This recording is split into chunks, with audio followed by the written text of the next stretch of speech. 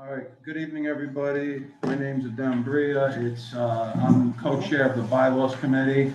I'm joined by our district manager, Angel Muscane, my co-chair, Kenneth Crouch, and then some members of the committee, as well as a guest board member, Derek Sampone. I'm going to call the meeting to order at 6:40 p.m.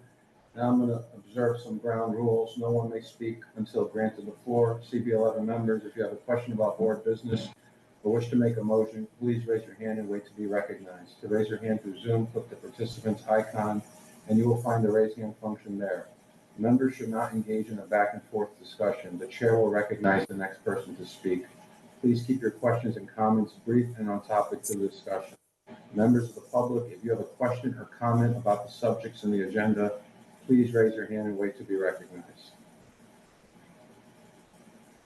All right, well, I already called it to order. Angel, if you could take the roll. Sure. Members, when I call your name, please answer present. Jose Altamirano. Present. Adam Bria. Present. Kenneth Crouch. Present. Joe Jones. Sage Mason. Present. I'm just walking over from the train. Jessica Morris. Here. Valerie Ponte. Present. Asher Rodriguez. We got four. Okay, great. If I don't see any objections, we'll adopt this month's agenda. All right, seeing no objections, then this month's agenda has been adopted. If I don't see any objections, we will adopt the May and June meeting minutes. Okay. Many thanks to them for completing this. Oh, don't worry about it. I enjoyed it. Yeah, right. Right. Yeah. Okay. Yeah. All right. But no, seeing no objections, then the May and June meeting minutes have been adopted.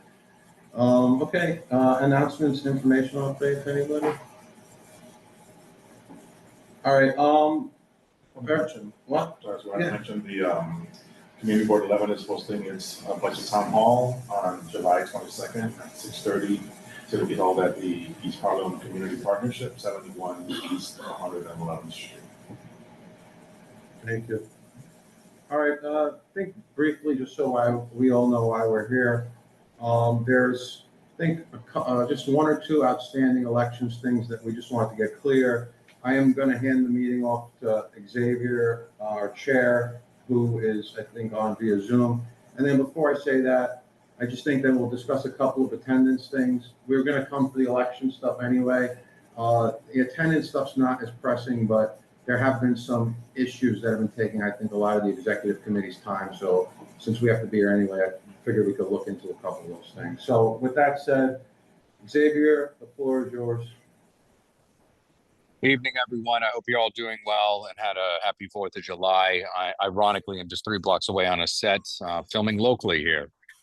So really exciting to be employing a lot of people. But yeah, in speaking to a fair few members of our board, having some deep thoughts and introspection about the last meeting, I think, one of the things that and also it's been dealt with the borough board in discussing how we face term limits.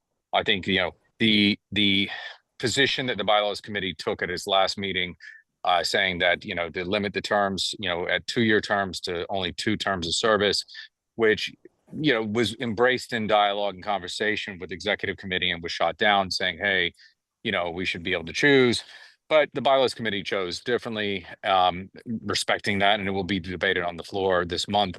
I think one of the other things to think about deeply, and it was also discussed at executive, is like, making sure we have a complete term of service, making sure that we have people there who will not cycle off and cause a sudden absence and a need for a special election. I thought it was a very interesting proposal that was brought up. Don't quite recall just in the moment. I'd have to look at my notes. But that, just like we say, you're not allowed to run or shouldn't be running unless you've been on the board for 1 year. I think there was an eloquent solution, which is saying that if you can't complete the term, and in that, and speaking to some of our members, myself included, who are looking at cycling off in 2 years' time, one of the things I'd like to activate amongst those 8 members is to create a mentoring committee, a committee that would be engaged with that, so we can actually not have to worry about running, not have to do these type of things, and we can actually engage and passing on the knowledge very actively, which we should all be doing. But I think it's something that we should take under consideration, this committee should take under consideration, is that, you know, if you can't complete the term, it will prevent that future chaos. The other things that were discussed were, do you limit it to just 1 year per term? Which means we're running every single year. There's like a board or two that does that. I think in this committee, as discussion as executive, we found it would be a little bit too chaotic and steer away focus from the work. So as thinking on this, I think it was an eloquent solution brought up during executive previously, and I think it's something this committee should have a discussion on. Because otherwise, if you have members who are both term limited by the charter, then you could have a special election for a 6-month period. And then, you know, then you'd have to run all over again. So those are the solutions you could face, especially since we do not desire to move our elections to align with appointments.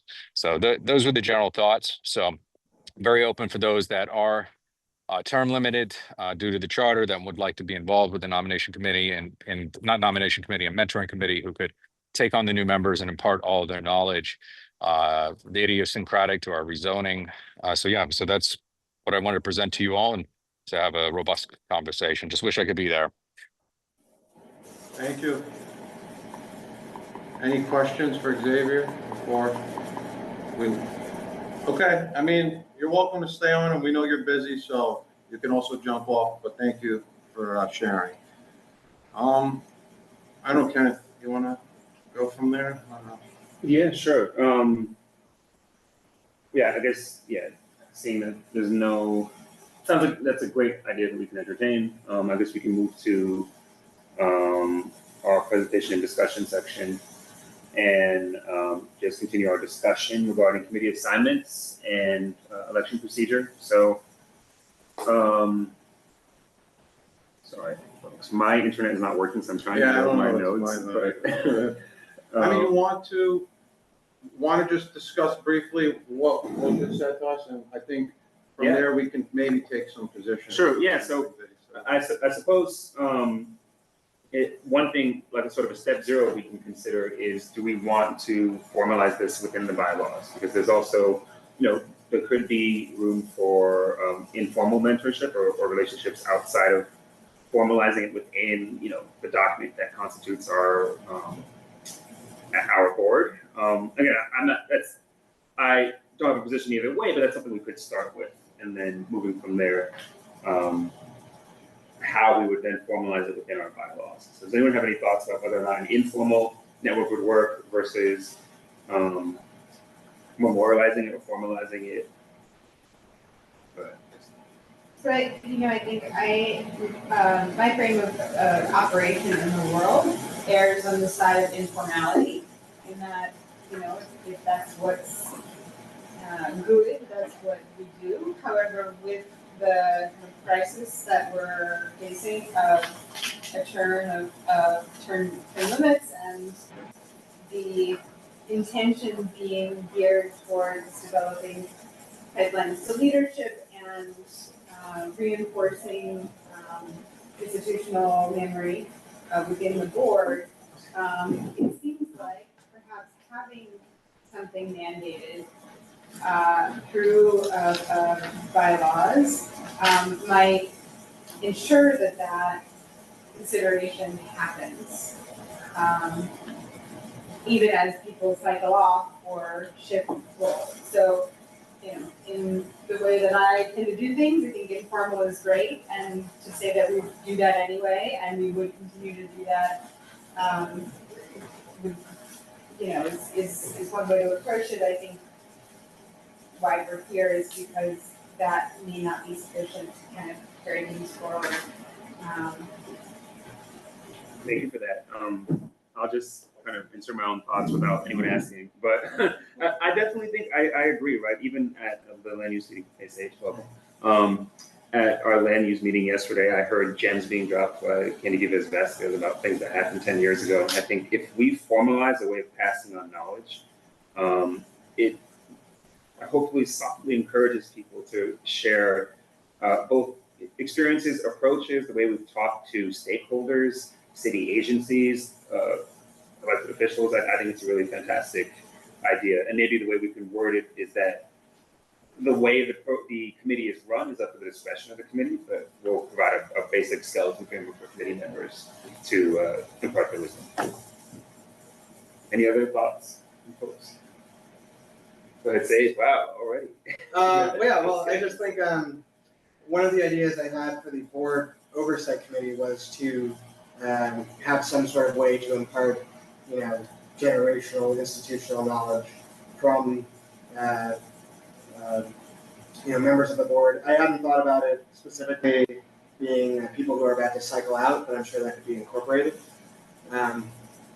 I went to the sort of the onboarding meeting that was for the new board members.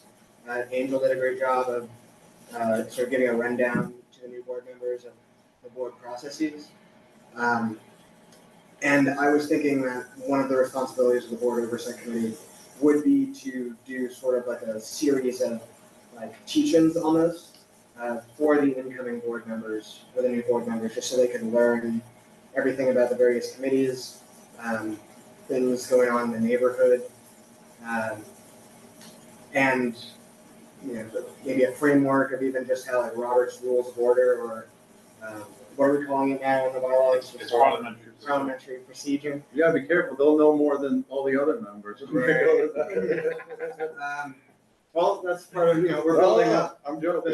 No, I think it's. Point of clarification, so you're suggesting that these opportunities to discuss sort of how the board works would kind of take the place of more formal trainings, or would happen in addition to?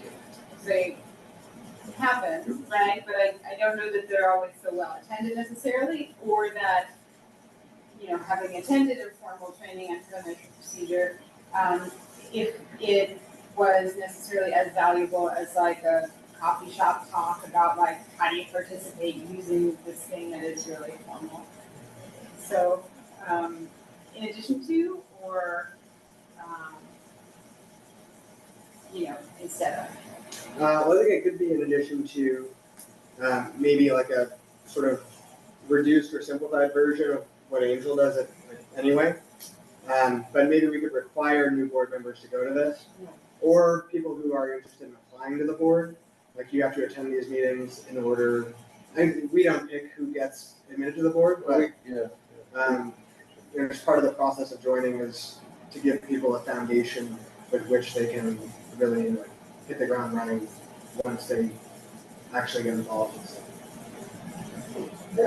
There are a few mandatory videos that you have to watch. Did everybody do that? That the road president's office had to be, I mean, I don't, is it for new members or for? Well, I was assigned that there, I had to watch. As a new member Yeah. or? No, yeah, as a new member. Yeah, not if you're reapplying, That's still being done. And there's a lot of information there of what is expected of everybody, and mostly very informative, I would say. So there's a framework that I'll turn to Dem, and then we'll go to the people in the chat or in the person. Go ahead. Dan.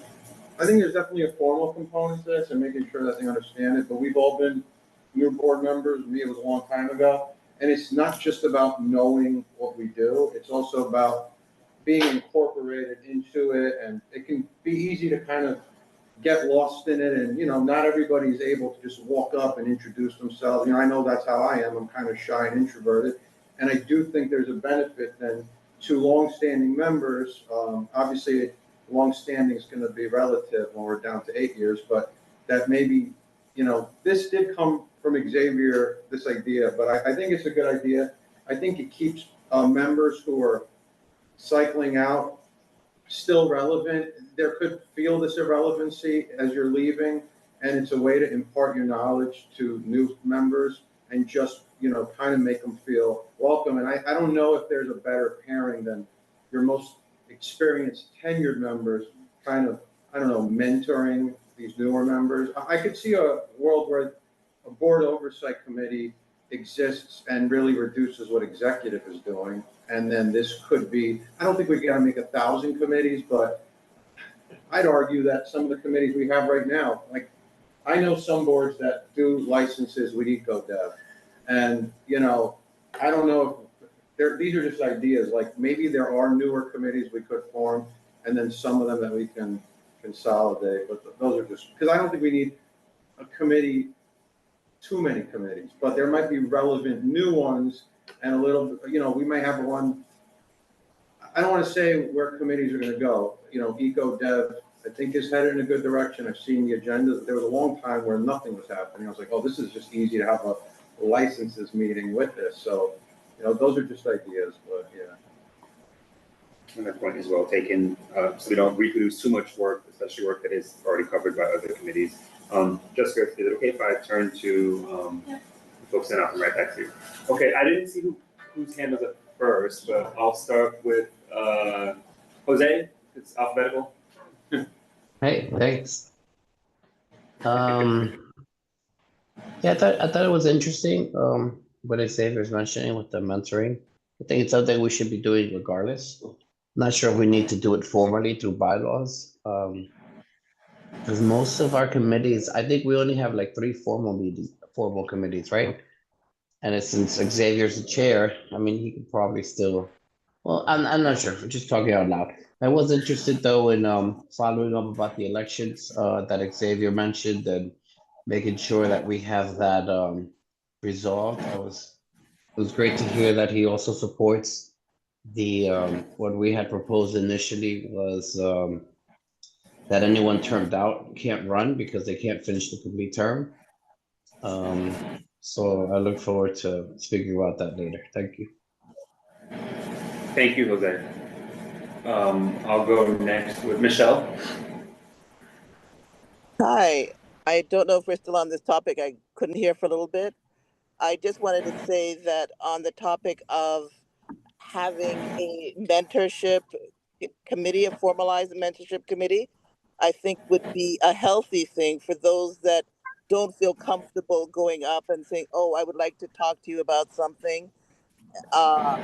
And for those people that are cycling off, as well as having an informal mentorship program saying that this is happening, and feel welcome to reach out to another person that you think will need a little step up or a little encouragement, a little more information, because not everyone learns from reading from our wealth of information that our staff puts online.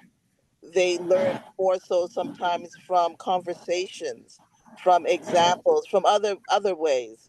And so I think both would be helpful if they could be written into the bylaws.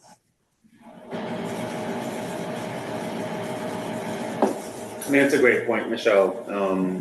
It's something we can take into consideration as we continue to discuss this. I just want to finish with Xavier, then I'll bring it back to the committee. Go ahead, Xavier. Yeah, thank you, everyone. Thank you. Can you hear me all right? Yes. Yep. Okay, sorry, just off on the street. So, yeah, I think the first was more about the requirements in order to serve, right? You know, like I said, giving a historical context that we said, you know, the position executive took when saying about the amount of terms, right? And this is all driven by keeping in mind we're not missing the forest for the trees. This is all driven because of the charter change. And that if we didn't want to adjust the date to being more in that alignment, then absence that, it's important for us to maintain continuity, that we have a requirement that you cannot, and keep in mind, I got on the board when I did in 2009, we had an election that year and I got elected treasurer. Now that's a pretty easy position, but I think in the wisdom of this body to say, listen, 1 year at least of service is worthwhile. On the opposite side, saying if we're trying to maintain continuity of leadership without the desire to go to 1 year terms, then I think that is a reasonable proposition, and that will eliminate the need to adjust anything. And we can hold our elections the way they are. So the mentorship committee, yes, I could form one per our bylaws right now, and that's something that I was considering and toying with to present at our September gathering.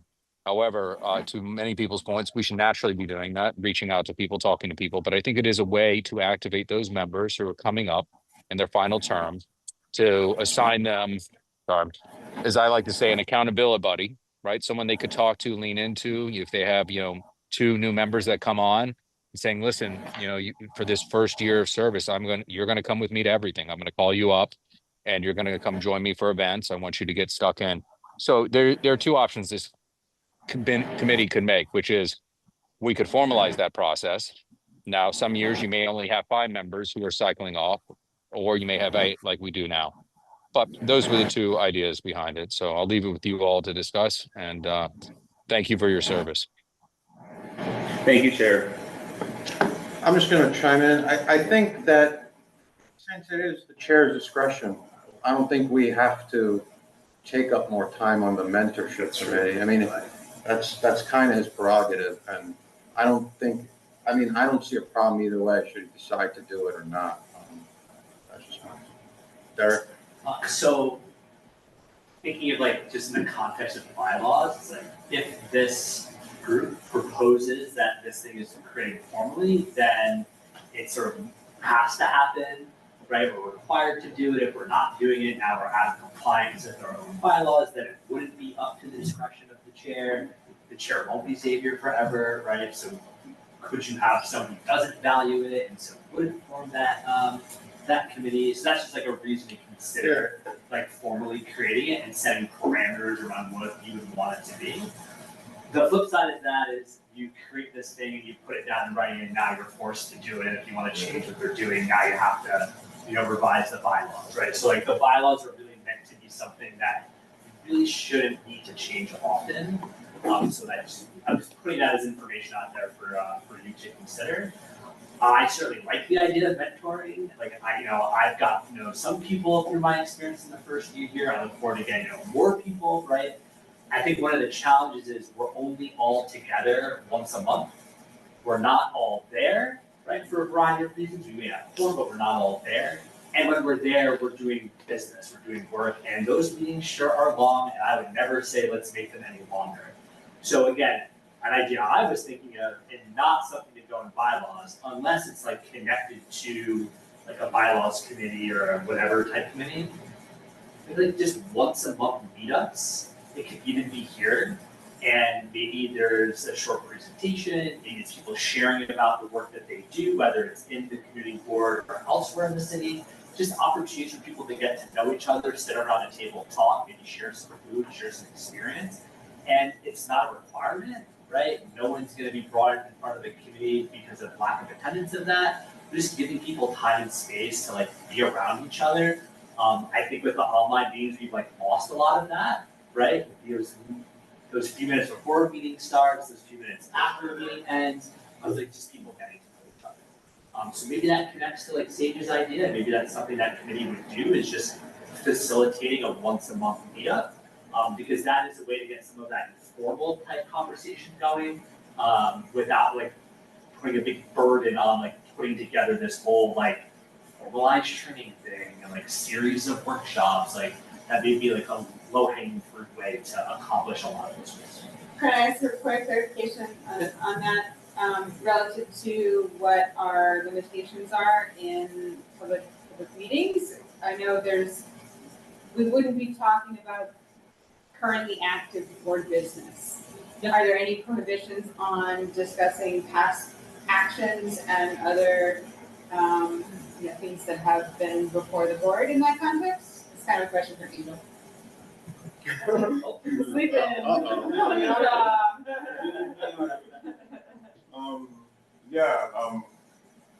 Gotta read carefully what public officers has to say about what defines a meeting. But I think that, let's say you establish there's a board, what was it called? Meetup, Jansen. No. Well, there was board oversight and mentorship. Yeah. So if you had that and that body was coordinating trainings or coordinating meetups, like you don't have quorum when you do a park visit, right? You can do it. If it's a training, and if it's advertised and promoted and restricted, to just the training, then you're fine. You're not running afoul of OML, to my understanding. Cover meetings well. Yeah, because that's what that's what it says. It's when you gather in a group and you have a forum, you have a meeting.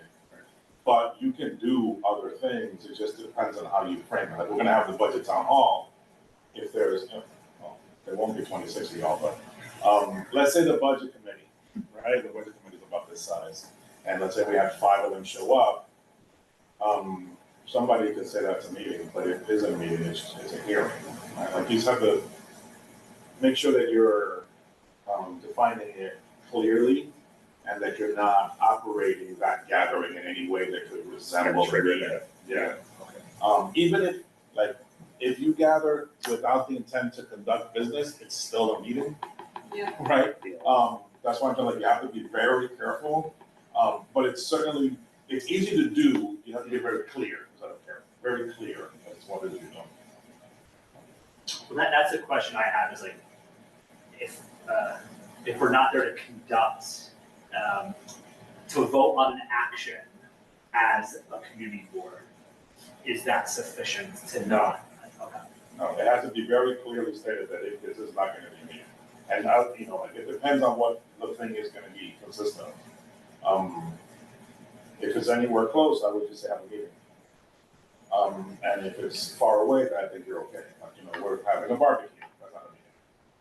But I would suggest you guys put eyes on it as well, and like see for yourself. But I don't think that it's impossible to have a gathering. But I think you have to be careful about the gatherings, so, you know, and how you gather. So like if you're at a bar and you're just talking, and someone mentions something about the community board, that's not a meeting. But people can be stupid, so that's why the rule is like, you know, don't do that. You know, like, and be careful and be responsible, and don't think you can do silly things just because you're not in the office. You know what I mean? Like, it's kind of like personal responsibility. Yeah, I would say look at it again, just to be super simple. I do think it would be great to have like monthly meetups. And my initial suggestion was going to be, should anybody on the board have like a restaurant or something? I'll gather. However, I think we'd have to. I won't be there, so, no, so there's no conflict. Get it to plan, Yeah. I think these are all great ideas. I think my only concern, I think the meetups are a great idea. It's just, will people show up, right? You don't want to force people to show up. That's why the idea of having the committee, it's like, well, you kind of have to attend, and if you don't, you're absent. And I do hear you, Derek, I'm like, yeah, you know, Xavier's chair right now, and the next chair might say, you know, but that could be for other things too. And if, I thought you made a really good point when you said, if we adopt it as a bylaw committee and we're adopting a committee that we don't actually know how it will function, that's riskier than say, letting Xavier, not letting him, it's his discretion, so that's the wrong word, kind of, I don't think it's a bad idea. It's, let's call it a test run, right? It's his discretion, you know, and then if it works, I can't see the next chair. If everybody's like, oh, this is a great committee, this works, being like, oh, well, I'm getting rid of it, you know? So, I mean, obviously we're at risk for all these things happening, but I don't know, that's just my feelings on it after hearing all these ideas. Angel? So, so like I stepped away, so I'm sorry if I missed anything, but like, I did hear Xavier's idea, and I have read about, Sage's idea, and incorporating that as a theoretical thing. You could do them, my suggestion, if you were to establish the committee that Sage is suggesting, right? And incorporating the idea that Xavier had for this, onboarding committee or, mentoring committee. I would say in the definition of the committee's work, be very broad. Because that then leaves room for the committee to establish procedures where it could be more specific. For example, public safety does but then public safety has 7 different procedures, not 7. There's 5 different procedures that it does, and you don't have to go back to the bylaws to say, oh, we look at dining out applications, or that's the wrong committee. But Yeah, I got you. it's not like you guys are paying attention.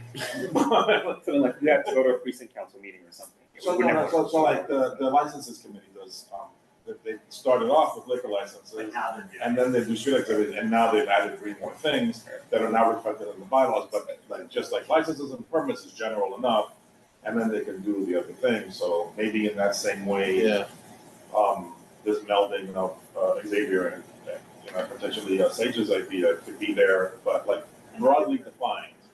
Not so broadly that it means nothing, but, just general. That there's Could enough touch on leeway things like blah, blah, blah, blah, blah. And then the committee could, come up with its ideas. We want to do a mentoring thing, and we want to do this, and we want to do this, and then it can spell out how it does them. How it executes that. Yeah. Yeah. Yeah, I think that's good. I think like, maybe what is analogous is like the Public Safety Committee does this annual public safety conference. That's not in the rules anywhere, but it's like a thing that is sort of now expected, thanks to Michelle's great work. Yeah, I agree with that. So a clarifying question, so do we think it would be something like your first year on the board, you were on the mentoring committee, and that's one of your 2 committee assignments, and then the other people are volunteering to be a part of it, or it could be their second committee too, like in their last year on the board, is like that the direction you want to go? And then it's like, what business are they conducting, right? Like, because I feel like every one of our committees is tasked with something of the community board that then they are making recommendations, and they're hearing ideas, and they're proposing letters of support or not support, like. Yeah, what's coming out of that? What's coming out, what will come out of that committee, and does it have to be a committee that meets every month? Does it have to be a committee that meets for the whole cycle, the whole year? Like, could it be like for half of the sort of quarterly thing? Cause I'm thinking like a new member, if you give them too much to do, right? Some people can barely show up to 3 meetings a month, right? So if you throw a 4th one on there, like, is that gonna interfere with their ability to participate? Yeah, we can't make people be on board. They're gonna have to express an interest in being on this extra, the 3rd and then the 4th and whatever. And then it's up to them to show up. I think to the point of what comes out of it, Yeah. right? I think there's a couple of things that can be done, like say just brought up a couple of things that make tons of sense, and a couple of things that I thought about before. Like, I was just praising you and I forgot what your idea was. Attendance stats. So I'll bring in everyone, like, sexual harassment, right? EEO enforcement stuff. We don't have a place where we do that, right? EEO, there are formal things for the employees to have to do. And then there are things that the members are supposed to do. And essentially it's just consistent, like Valerie was saying, that EEO training that the VP's office requires when you first apply or whatever, or when you're appointed. And then that's it. It's not like you go back. And there's certainly not anything you get credit for, right? Like they're currently doing this really poor audit that is dinging community boards for their chairs not having done any, the city's EEO training, not the VPs, the cities. The chairs never knew they had to do it. We never knew they had to do it. It's just dumb. But maybe this body, that body, could be the one that helps coordinate that participation, and then whatever additional necessary participation that could be, deemed necessary, the board's doing. Maybe the board then, through that body, establishes its own EEO training or coordinates it with DCAS or something, so that every year we're compliant via that committee, ensuring that the members are doing it. Or if there's an issue with a member, there's nowhere to go.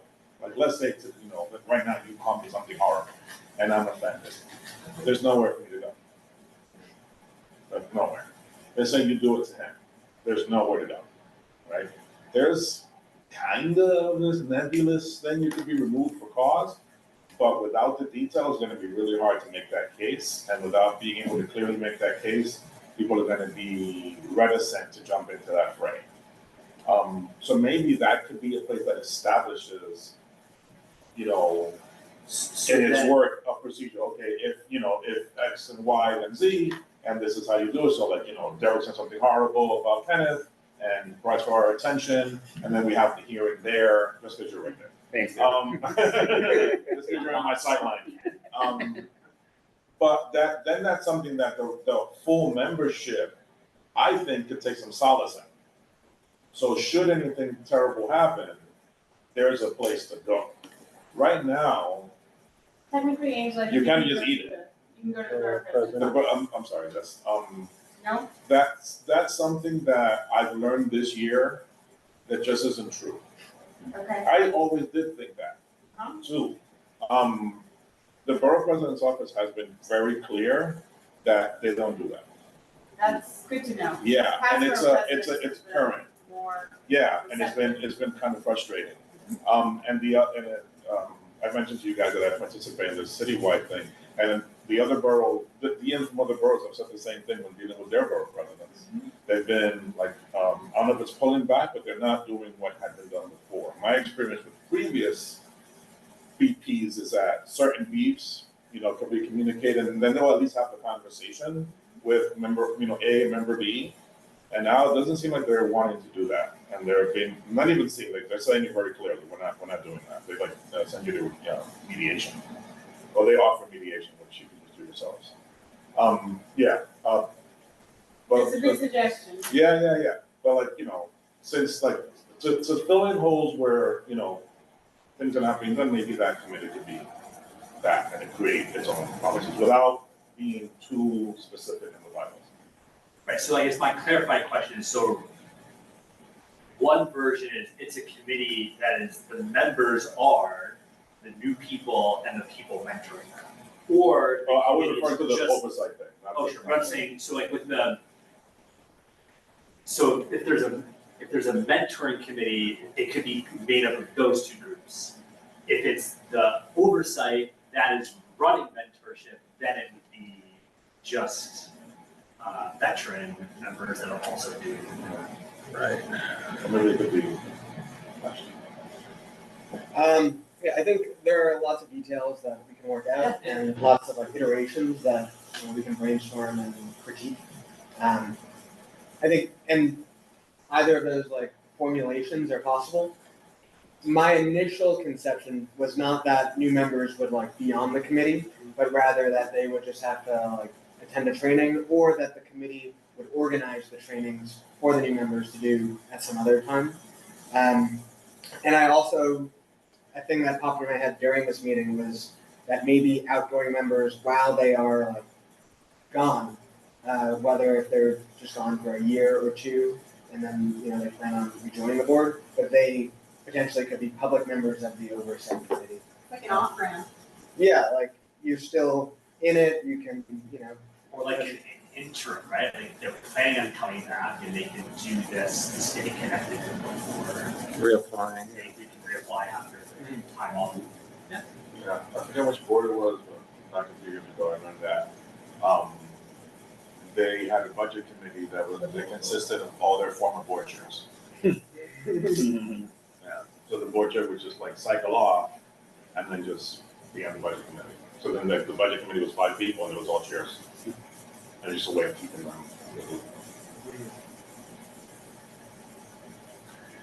I mean, Sage, this has been your topic and what you've expressed interest in. I don't think we're gonna take a position tonight, but if you want, and it's up to you, do you want to kind of set the parameters, at least what you think, like an initial idea of what the board oversight committee, as Angel said, broad enough that you're not, pigeonholing yourself, well, that's all I can do, but, would that be something you'd want to do? Absolutely, that's All right. what I plan on doing. All right, great. So then the question is, because I don't know if that committee, the mentoring, if we're going to do that, fits into that committee. I think it could, but I don't know. I think that committee might have enough to do. And then do you put new members on there? One could make Put it. it on that one. No. Yeah, on So all then do you those. maybe do a quarterly? I thought you had a good idea. There's been an argument for quarterly executive meetings. And that could actually theoretically happen with an oversight committee. It would really just be like where an executive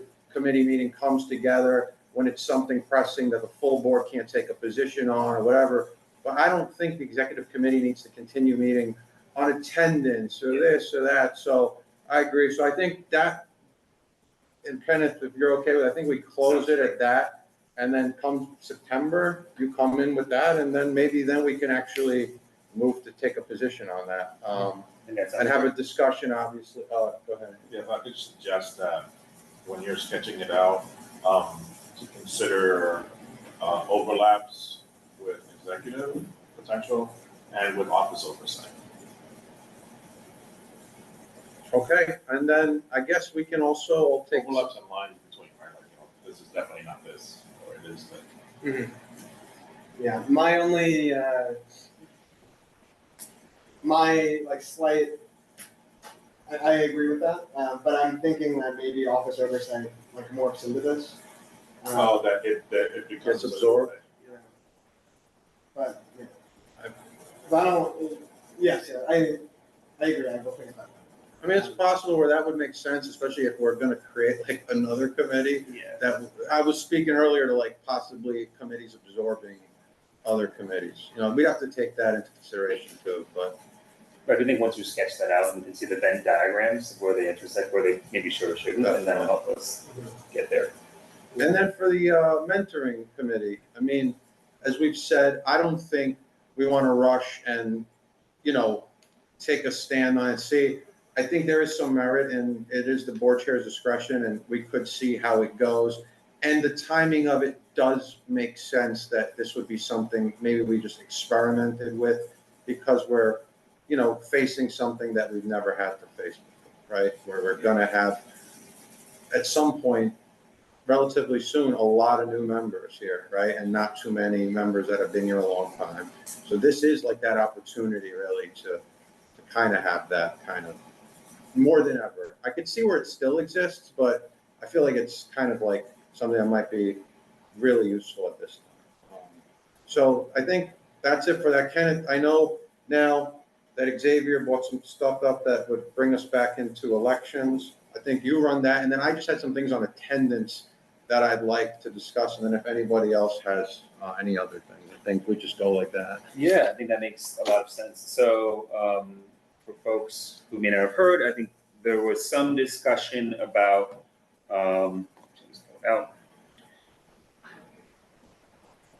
weighing the pros and cons of either 1-year terms, 1-year officer terms, or, and I think obviously we've discussed this last meeting. I think we recommended these things, but you know, that would stand in contrast to what we adopted last time, which was recommending that members only served 2 consecutive terms as board officers for a maximum of 4 years. And so, and I think maybe Xavier brought up some other points. Anyone kind of refresh my recollection? Well, he brought up now if you can't finish a term. Right. Right. So, yeah, I think we can entertain the discussion about these 2 things, either the possibility of 1-year officers. Well, I think that was kind of rejected, but the possibility of, if you're unable to complete a full term. Right, the 1-year term thing, I think we did talk about. Yeah, I think we did actually discard that, yeah. Did we not also do the, if you can't? Well, I have it written here, I can read it out.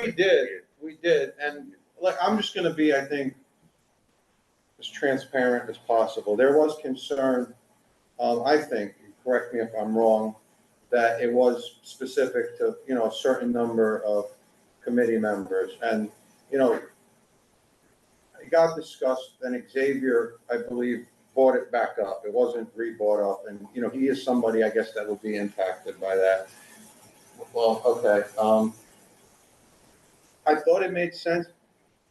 It wasn't something that I think we were planning to bring back to the table because it got shot down. But got brought up again, and I think the reasoning it got brought up again was we didn't change enough other things then to make that make sense. He said that earlier, right? That we didn't move the election cycles.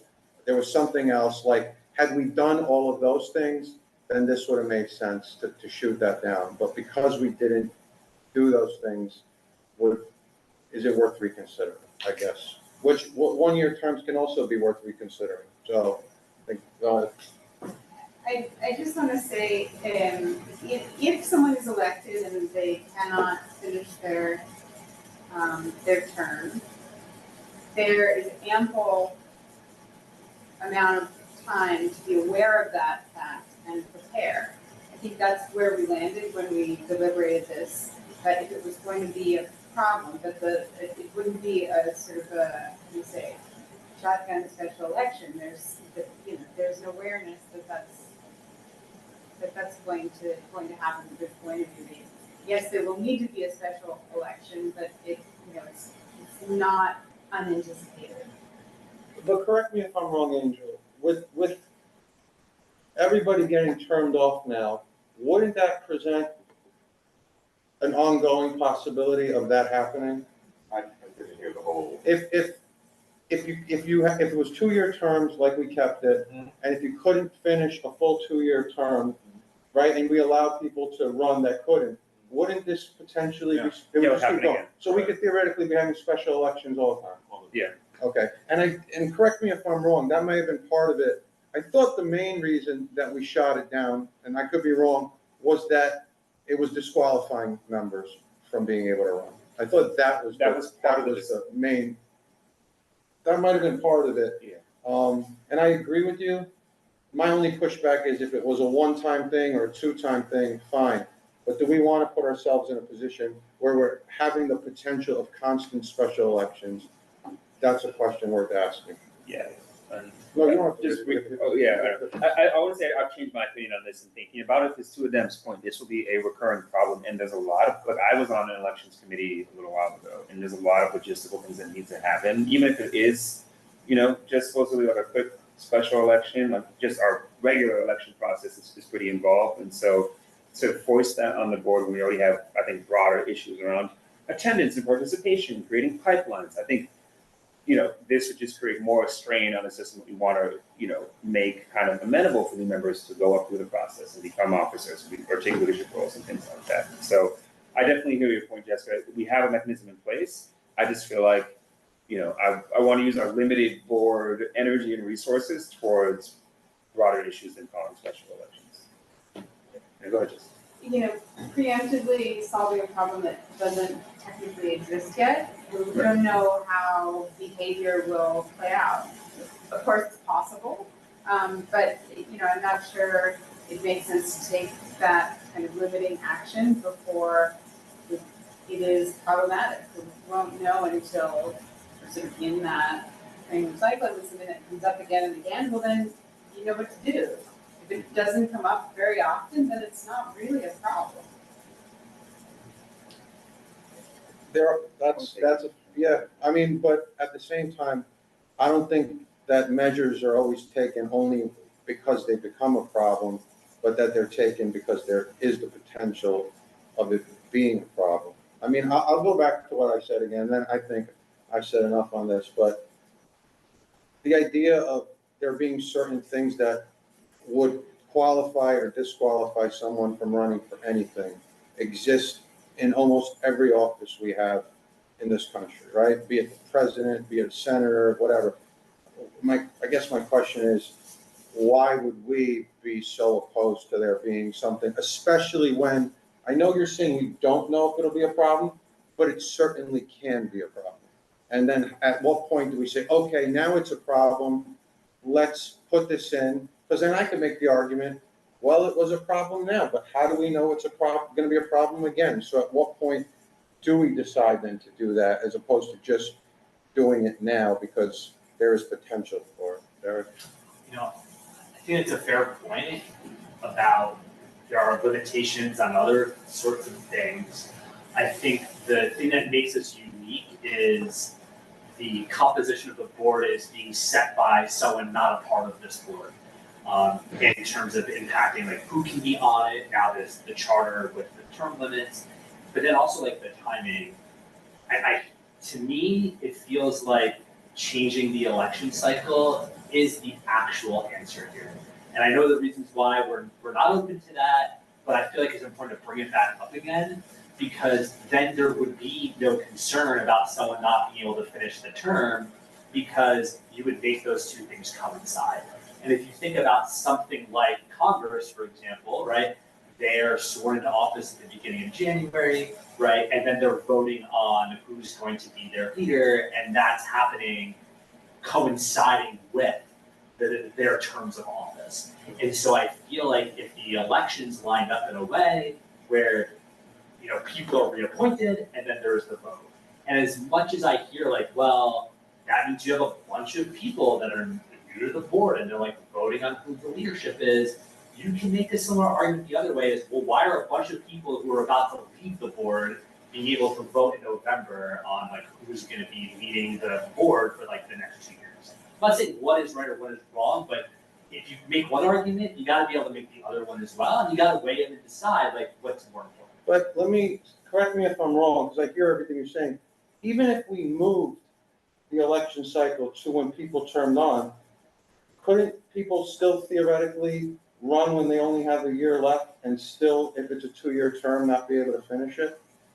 That is also a thing that's like unique about the committee board, and so like that's one of the problems is like, because half the board is reappointed every year, but the elections are every 2 years, you actually can run into this situation where someone can't run until they've been on the board for 3 years, right? Like you can end up with like these like weird, or like depending on where they join, if they don't join when everyone else joins, if they join right after the election, and then they have to wait until like the following one, 2 years. 2 years, right? So it's like you just, there's like weird quirks about our board that makes trying to make it fit with like parliamentary procedure and like how you run this thing that we don't control. We don't, you know, unless you go to the 1-year terms, you align it with when people are appointed. The reality is like running the purpose of the chair is to call balls and strikes and keeps things moving. Like, yeah, they have some power, like set the direction of the ship, but really we're all supposed to be equal in what the board is able to do. It doesn't play out like that. But I've been here also- long enough to see totally different chairs, totally change how this board operates. And 1 year, I just don't, I guess my thing is, we've always had it where somebody served for 2 years and they were the chair, and then there was another election. And I think if you just can finish your term, that happens, you know? I think the question is, at what point do we decide what's gonna make this board function the best versus what's gonna theoretically make, like, everybody, it work for everybody all the time? Like, I hear you. The only way I agree is 1 year elections. I have my own issues with that just because of how it would function. But if you move this to a spring election, you still run the risk of people turning I'm out. gonna continue, like, we're having this conversation again, this is the problem with community boards. It's just continue to have the same conversation. Well, we, no, the idea was tonight was to talk about just two things. It kind of is turning back into other things. So the Sure, issue with the terms and why you're gonna keep running into it is, the first thing is that your membership term starts at one time and your officer term starts at another. And the difference between us and the example you gave, Derek, is that Congress starts January 1st, period. We don't. Yes, the appointments are. And that's not in our hands. So it's very difficult to get like the formula to work out when one of the variables is just, you know, it's kind of wacky. So that's why that suggestion about if you can't fill it out, then that's just clean and you're in and you're out, and you don't have to think about it anymore. Otherwise, you're gonna be thinking about it all the time. And yes, it will be the same thing with the 1-year term. That's what I was saying. It will definitely be the same thing, because there's still that disconnect.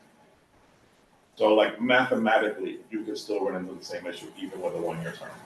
And the idea of someone not being able to run for chair until they've been on the board 3 years, that is not a bad thing. I don't think, I I think the point I want to make there is like, all of these things about like, you have to be on the board for a year, the different appointment cycles, all of this, there's just like, there's a stratification of like membership, right? That can depend on like when you joined, right? When did your term limiting stuff start? When were you appointed? When is the election cycle? And it's like were you appointed an even year, an odd year? And I think that's, I guess, the point I want to make is like, different members are gonna have sort of different points of what they're able to do or not able to do based on what date, like what month they joined the board. whether But they those were- rights will be the same for everybody at some point. They'll all be subjected to that period where they came on, they went through that, now they're not going through that. So it's still kind of equal, just not at the same time, but like throughout your tenure on the board. Can I also just say, I think I may be wrong, but most people who join the board aren't necessarily power hungry, that we're here to be of service to our community in the best way we can be, whether that's taking on a leadership role or otherwise. So, I think the type of situation that you're talking about is very much of like a sort of a power strategy, right? And I think it is almost the opposite of why many people come to the table. However, it does come up when you are a community leader and you see, those opportunities to begin to be strategic. And I don't think that's an upper hand. It's just about being knowledgeable and having that understanding of how things work. I don't think it disadvantages or stratifies any membership necessarily. Jose has his hand And then up. Sage. Oh, Sage, go here, you're here. I had a question, Angel. You said Congress starts on January 1st and we don't. But just correct me on the date of Congress. No, I'm not correcting you. I was just saying what he said. I don't know. But we do have like a date in which like members have to be appointed. And we know that people are going to be appointed before, I believe it's June 1st. June 1st. And so we always have the month of June in which we have new members that could have an election before we go on summer break. That was the initial proposal, and I just want to interject. The Flush. problem is that, we are now treading ground that we've already discussed. And I don't think it's a good precedent for the board to revote on things we've already kind of taken a position on by talking about. That was something I might have been in favor of. Anyways, so I think maybe as a matter of course, we should, we should avoid a discussion that goes over what we've already talked about, because it's not really moving us forward. Point of clarification. Yeah. Did we bring those, sorry to do this, did we bring those committee actions already to full board?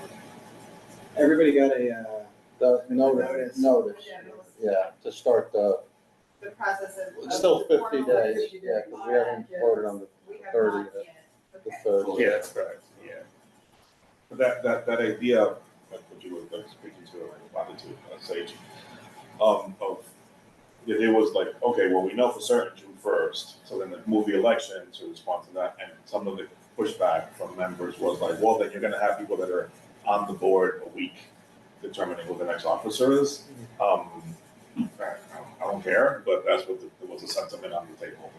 yeah, I'm fine with like, I feel like all these things like we decided last month, so I'm happy to just like let that be. However, if we are like thinking about it again because like, something else has happened or there are new considerations, I do think the easiest, cleanest thing to do would just be like 1-year terms, everybody votes every June, regardless of if you're, you've been here forever and you're about to go out, or if you have been here for a week, and just clean. And whatever happens as a result of that, we find out later. I hear you. I disagree with you, but I hear you. I mean, is it the cleanest? 'Cause it takes a lot of changes to make that happen. I still think the cleanest is you can't finish. Based, I'm not sure. Jose, guys, sorry, Jose. Go ahead, Jose. Sorry. I mean, I feel like we're deja vuing, but the 1-year term would put this board in a perpetual, constant election. Right? Not even Congress does this. I don't think there's any elected position that does 1-year terms. I'm sure there's a reason. Congressmen have a hard enough time, and it's 2 years. This whole idea of turning someone out from office oversight, actually, from a very long conversation that I had with Nilsa, Candy, and Angel. And we went through every scenario, and it's the only thing that made sense, right? Because it fixes things in perpetuity, right? And I figured the whole point of bylaws isn't to experiment. It's to fix problems long term, not necessarily just kind of like winging it. I would be against 10-year terms just because, elections put a lot of strain on this board. I've seen it happen. People don't always have their feel pressure for whatever reason. Everyone's a little different, but I do You're think not that coming in super clear. this solution and It's hard to hear you. Xavier is also in favor of it, like just fixes things forever, which I thought was the point. I think what we should do, so we don't take too much time, is we talked about both, we took position. I think we just take votes on both of them again, the 1 year and the shortening of the term. And then we go from there. That's my opinion. I will just add not that we're taking a position, but I think I just want to add the ethos that if we do take a vote, I would just ask that once we've taken a vote on a particular issue, that we then move on. And not that's revisit it. that issue. If the committee's okay with that, just because, What yeah. happened to the vote that we took last time? Well, the problem is, we didn't really solve it. We left ourselves with issues that I think that we're talking about tonight. So I think, We're supposed to be waiting for that 50-day. well, no, but we can still, because we only sent the things that we were adopting. We didn't send the things that we didn't go through. So the idea that we just did it once, we can't entertain it again is not something we can't do. So it's up to us if we want to do it again. Derek and Sage. I mean, I think something that it feels relevant is like, I have not participated in an election yet. I look forward to voting my first one in November. For the board, I vote and everything else. So I'm a future voter. if, Make stickers. Yeah, I was gonna say, get a sticker. Angel's getting all his swag. I guess my understanding is like, there aren't really competitive elections There've been recently, right? unopposed elections. So I think like that's another thing is like, Can't make is it a goal, could a goal of making changes to the elections procedure to try to encourage competitive elections? Like, I'm not saying it is or it isn't, but like that feels relevant too, because we can talk about like, and I don't dispute at all, like that there's work involved in running an election, but if when it's time to vote, there's one person running, is that really an election at all? No, it's And not. I do- Right, and I do think I don't think that's good, right? And I think that's a problem we're seeing in every level of elected government in this country.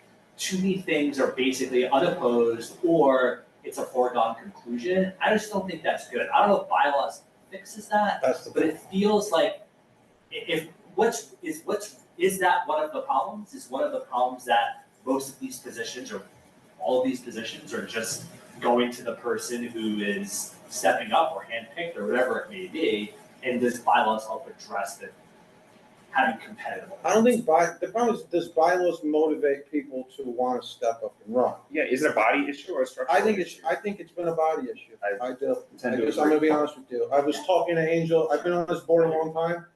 I think it's a body issue. And I'm not talking about any specific members. I think as a whole, it's been a body issue. And I don't know that we can fix that or motivate people. I think that comes from other things, from other committees, from mentoring, I think a lot of new members join, great members, enthusiastic, and they get deflated quickly, and I think that also plays a factor in it. So, Sage, I think you had your hand up, and then Jessica. I have 2 points. One, I just thought of, and that is like on the subject of whether it's a body issue or a structural issue. I think it's kind of both.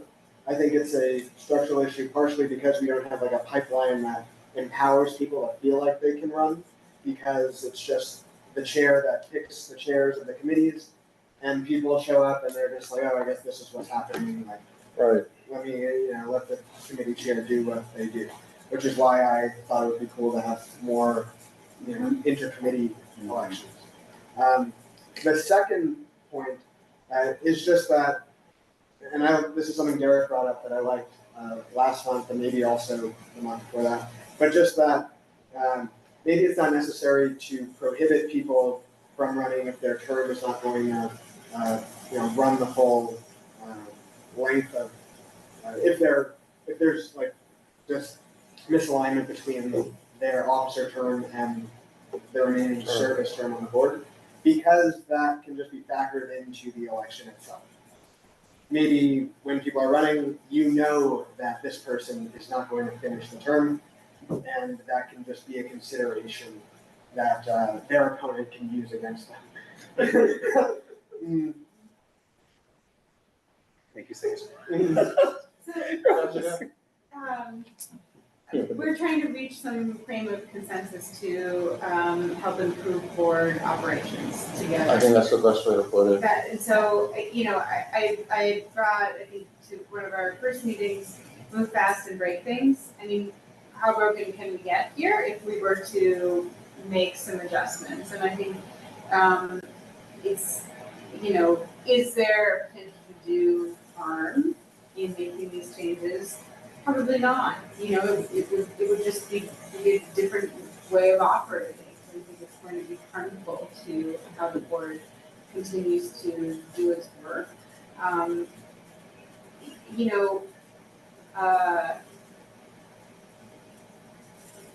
If we were to kind of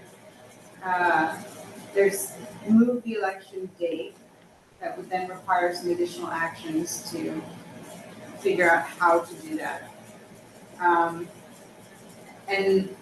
then which is something that we would probably not revert once that were to happen. So that would be one set of considerations.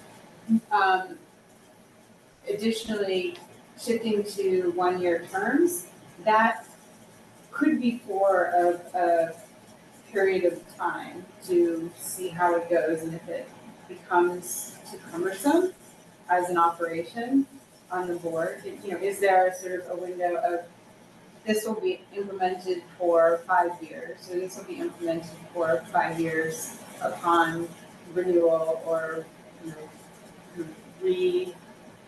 Reconvening. Yeah, confirmation by Bylaws committee in that period of time, whereby if it's not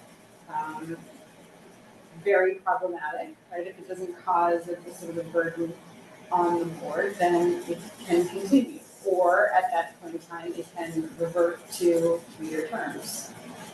Where, in that way, we're taking lots of action to address something that is unprecedented by there all of a sudden being this thing called term limits that happens. But we're putting in some guardrails to make sure that if we've done too much, there is a window whereby we can walk back a little bit and we can normalize so that it doesn't have to, in perpetuity, go on like falls to the wall. Let's elect everybody again. My only concern, I hear everything, is we're changing all of this to what? Make it so that if you can't finish your term, you can't run? I mean, other than that, I'm not really sure what doing all this accomplishes. There have been cons for, again, I'm going to push back, a 1-year election. Okay, have your board chair campaigning all the time. That's what's going to happen. Going to be trying to get people, vote for me. Oh, I don't know who's running. I don't know. Why would we make all these changes for something that's going to be for a couple more years, and then eventually everybody's in the same boat? We can't make everything fair and equal all the time anymore with term limits. But the idea is if we make consistent rules, then everybody will go through that at some point. You will be subjected to each level of that all the way. I don't know why we're making wholesale changes. I thought we literally spoke about not overcomplicating this, and now we're totally overcomplicating it to fix one problem that I just honestly don't see as that big of a problem. Like, you can't finish, you can't run. I don't really understand, that's just me personally, why that's such a big issue. I feel like what you just said is a little complicated. No, it's not. It's literally, no, it's not complicated at all. We can leave the elections when they are at 2-year terms. We're literally just saying you can't run if you can't finish it. And then eventually that problem will become something everybody faces. But so again, there may be the risk of someone being really kind of at a point where they feel ready to take on a leadership role or to run for election, which that takes some gumption, and that takes, life things being in order, your board everything being, and then say, oh wait, I'm disqualified because I can only take on this role for a year. But that's only a 1-year situation. That would only be if somebody decided at the very end, oh, I want to run. And again, my pushback is, why are we making these off chance, one person time, 1 year, they decide to run their last year, and we're gonna change all the rules to accommodate Well, those it could situations? potentially happen at 50% of board members. Everybody who is appointed in one of the years that is not on this 2-year cycle could potentially face that problem when they want to run and wouldn't be allowed. And everybody would face it though. Half of the people. And then the other half would face it at some point too. They'd all have to face it. Only half. Can there be like a, Would it be I'm that actually way? not sure. I don't know. Would it only be half? And the other half wouldn't have to? Because half of the people would be appointed to the board on a year that aligns An odd with year. them being, an odd year or an Okay, even. yeah, I mean, can there be a special provision to allow someone to run who would not be able to finish their term if they get like a super majority of votes? Not allowed. Oh, actually, Can we just vote on the I two don't things? know. That's a good question. Can we I just- don't know the full procedure. I mean, like, I'm hearing, I think can we just vote on these two things and then see, and then go from there? And then if the 1 year, like, we could just take our vote. You started a clock for 50 days on, you can only serve 2 consecutive terms. Right. Yeah, I know. right? And now you're You don't have talking to do, you about, have to take did I everything on finish? that. Now you're gonna add another thing about this, if you can't complete your full term, which was already discussed and taken off the table. And then you're gonna consider now 1-year terms. I'm like, what is the point? You already have an answer. I don't understand. But the two-year terms doesn't solve the problem It with. does. Every single member can serve 4 years as chair. No, but- Every single one. If you can serve no more than 2, the same limit and the same possibility. Yes. And it doesn't make it where you could technically recycle out? You can When you're only do serving? 2, you can only do 2. That's But what it. if they're at the, Consecutive. right, 2 consecutive, I'm Like, saying, you come 2 back. consecutive full terms. right, but you'd 4 still years. face the issue possibly of if Yeah. you won, you could be turned off during the time you won the second time or the first Was time. it- So you have to be able to serve the whole 2 terms. Oh, the Let two- me finish that point, please. Oh, I hear what you're I saying. don't have anything else to add. We- You guys wanna do these hypotheticals and finish, like, We said 2 full terms, 2 full. That was the language. It's Two implemented. consecutive full terms is the language that we adopted. Okay, I see what he's saying. But that's a limit. That's not. No, what he's saying is, it says 2 years, so you'd have to be able to finish the 2 years. That's technically what the language says It's now. already there. So I think, because there's people who could win, they could win the election in November and would be term limited in June, right? So you're talking about from a November to June, or they could be term limited like the following June, but they still can't finish the term. So you could be a year and a half out from coming off the board and you wouldn't be able to run. And I think the reason why I think it's relevant is we don't want someone to show up on the first day and run for chair and get elected. We don't think that's a good thing. I agree with that. We want them to have experience. Maybe we want them to serve as a committee chair. Maybe we want them to serve on the executive board. Like, that we want them to get some experience. Well, there's only 10 years to get experience. You can't run your first year for anything. You want them to have some time, and then it's possible they can't even do the second term. Like, you could end up with a bunch of people who've been on the board 6, 7 years, right? Running to be chair, only being able to do it once, and then someone else having to come after that. I don't know, again, I'm not saying it's a good or a bad thing, but we would probably set ourselves up for a bunch of people that really only serve as chair for 1-2 year term. Because they're doing it, you're the end of their possible tenure, 10 years tenure, and maybe that's not a bad thing, but that is relevant. I think a bunch of people may not be able to do 2-2-year terms, because they're not gonna even go for I hear the what you're position until the back half. I understand. And something, sorry, Ken, one more thing is, yes, it's 10 years, and yes, this was the charter revision that was voted on, whatever it was. There is a groundswell to try and undo that, or to extend it from 10 years to 20 years. Right. If that happens, the problem goes away entirely. I don't think we have to worry about this person, trying to run it, you're 19. And I think we can say, all right, you're not doing this. But there are things that could change between now and like when the real problems start to like come up, where you don't have people that know what they're doing trying to run for positions. I don't know why Angel just didn't say that sooner. We were all missing the language on it being I have already. it in front of me. and I missed If it. you had it in front of you, you doesn't have.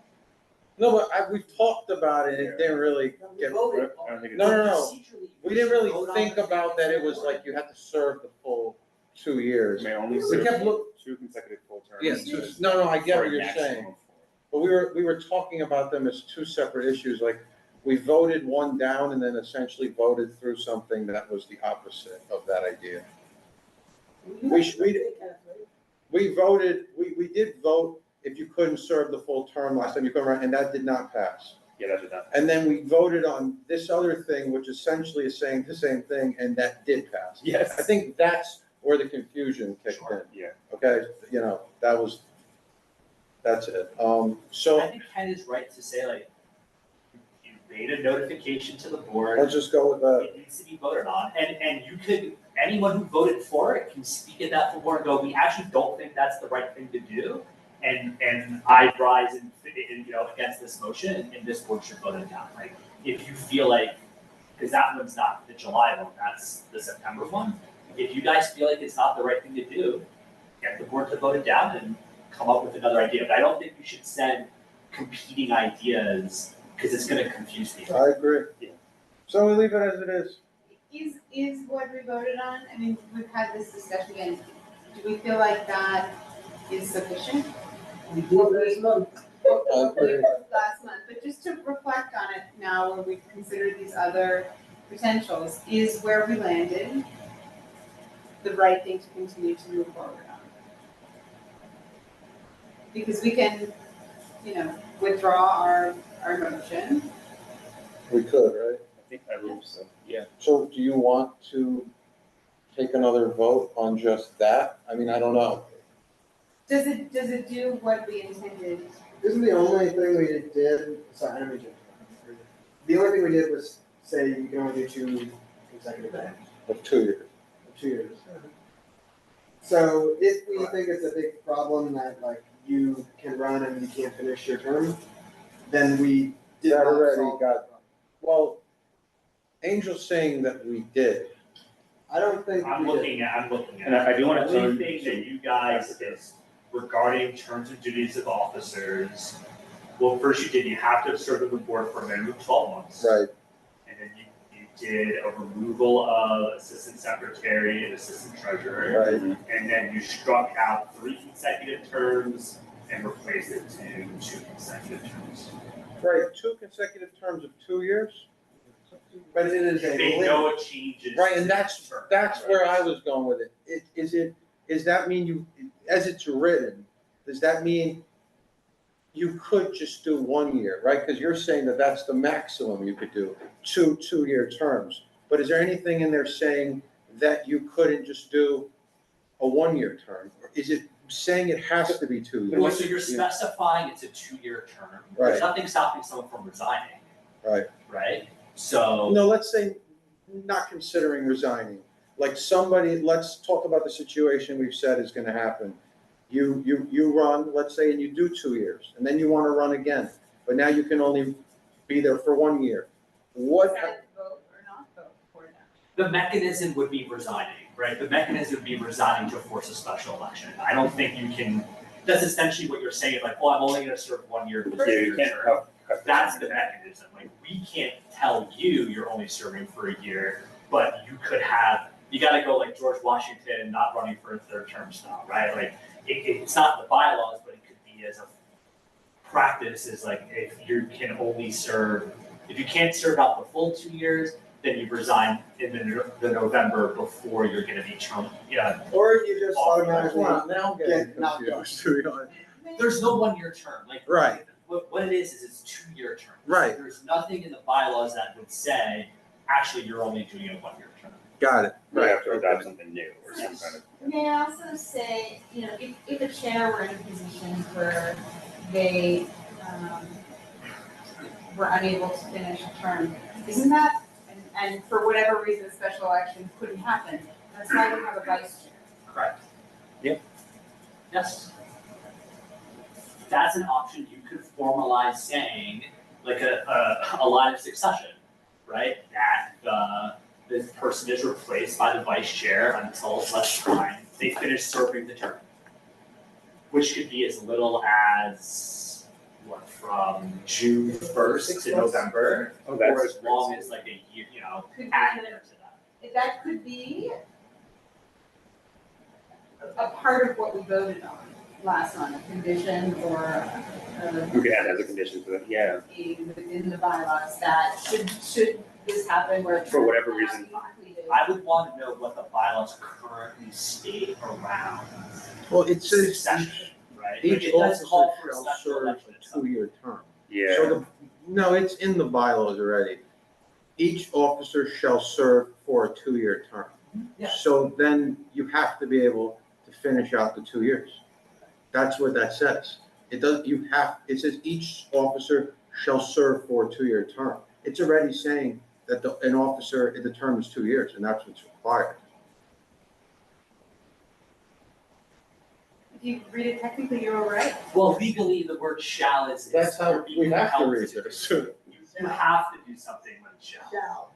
That's legally how that. Sounds like one. Right. Well, that's what I'm saying. Well, is there anything in the bylaws that says the chair has to be a member of the community board? Probably. Well, it may not, It's not working. but it may not, because No. in the House of Representatives, the Speaker of the House does not Right. have to Be be anyone, a member yeah. of the body. Right. I think it So might that be, that actually should be in the bylaws, that It's not- officers must be members of the body. I think it might be in the charter. Yeah. I hope. That It may not be. I do wanna- Because how yeah. often would that come up? But that's a crazy idea, right? Yes, you can't vote, right? You're no longer on the board, right? But you can continue to serve as chair and finish out that time and do whatever that role You know, is. I think That's a that- crazy I don't idea. think it was in there. I mean, I guess what my only point there is, there's technically language in there already that says it has to be 2 years. But you're able to resign, right? You're able to be removed, Yeah. right? So like there are mechanisms where you don't do the 2 years. Right. What I'm saying though, is from my understanding, there's already something in here saying that if you're getting turned out in a year, you can't run. You shouldn't. Well, you I think it's shall interesting. serve 2 years. I Like, think it's. how do you run for something that you're literally gonna be going against what the bylaws say? Like, that would to me, that line disqualifies you. Now, the question is, do we leave that line in? Because my interpretation, Kenneth, say, This is why we need a board oversight committee. Your lawyers, though. Interpret this. your lawyers, I mean, how, you Well, might in the end, interpreting the bylaws is at the discretion of the board. So if you wanted to invoke that, to say. well, I hey, don't this- wanna invoke No, I'm saying, like, if it. someone tries to run and can't fill out As the a 2-year term, clarification, you can. Well, you would say, you would ask for a ruling by the chair, and if you don't like the ruling by the chair, you can put it up to a vote, right? It can happen in Congress, right? You can reject through a majority vote the interpretation of the bylaws by the committee, by the chair. Well, I hear you, but like, I think we should try to make it so that it doesn't have to happen that way. I mean, there's always like, we're talking about this, so it says it, I get where it's like, well, it says that, but like, we're here now, so whichever way we wanna go, why don't we make it, like Angel got frustrated because he thinks that we already kind of solved it, and I think that, And Right. it is. and now, I mean, I'm looking here, and it's already said this, before we even had this discussion. We only changed it to 2 years, It's like, that's all we did. something like, from a legal perspective, an administrative clarification. When there's gray area in any rules, you know, once you set the precedent, if it's a don't do this thing, then whether there's a memo, where is the appropriate place to make sure that that reading is being. It should be I think done, that's- it should be done as a bylaws change. You should put that clarification as bylaws, because you can The see interpretation. the work, well, basically, you're gonna add a subsection that's gonna flat out say, if you cannot complete the 2-year term, you cannot run. Well, and I agree with you, because I don't know how many people have read this, and we've been talking about, all of us here, and everybody has been thinking, oh, we'd have to shorten the term, or, well, it already says what we can do right now. Now the question is, do we leave it or do we change it? The idea was that we was like shorten the term, like, I don't know. Go ahead, Sage. Um, And then Michelle. yeah, I do think there's a little ambiguity with what you're citing. It could be interpreted not that, You have to. you have to serve, be able to serve a 2-year term, but rather that you shall not face another election for 2 years. I see what Yes, you're saying. yes. It's too, can we agree it's Like too that gray you an couldn't area? force- you couldn't force You are another entitled to Right. 2 years. I hear what you're saying. Right. People in Congress, they die, right? And it's not like you can't compel them to. That's a bad example. You get what I'm saying, right? No, they give it to the wife. Right. Or Yeah. voted to remove the chair, Yeah. right? Like, what if we went through the for-cause removal or the borough Yeah. president throws someone off? Like, Yeah. they can't come around and say, well, Well, it's it's a bylaw shall, says, right, yeah. I yeah. Well, have like, to. if your boss says, well, I mean, I guess, thinking about it, like, if your boss says you shall work from 9 to 5, do you go home and say, oh, I'll come at 11? I mean, he said, I shall work from 9 to 5. I don't know. It's just, I hear you, but like, why would we leave it like that? And maybe we do need a subsection clarifying I that. think you should clarify. And I I do want agree. to turn to Michelle. I only brought it up because it's weird as it's written. It's ambiguous, yeah. Oh, do we have anyone know how to unmute the? Oh. She can unmute. Was I given the floor? Yes, please, Michelle, please. Thank you for your patience. Thank you for the floor, co-chair. I wanted to address a few things. One, it is not the bylaws committee to bring enthusiasm to the board for them to come to elections. Having at least one person, that's the nominations committee, and having at least one person in each slot for nominating to whichever chair is important, but you don't necessarily have to have two. You don't really have two sometimes in a primary for an elected position. So you don't have to have, it's not mandatory to have two within the community board's nominations. Second, a new person on the board, it would be insane to be a chair or any sort of elected official within the community board for just 1 year. And I shall or we shall means that you need to be on for the duration of the time that you have committed to that position. Having people there for 3 years before they can be on the elected committee positions within the community board is extensive. At least 1 year or 2 years, but not 3 years, so that they can serve 2 years for a position. I think that covered each one of them. Did I make sense? You made sense. Thank you. Thank you, Michelle.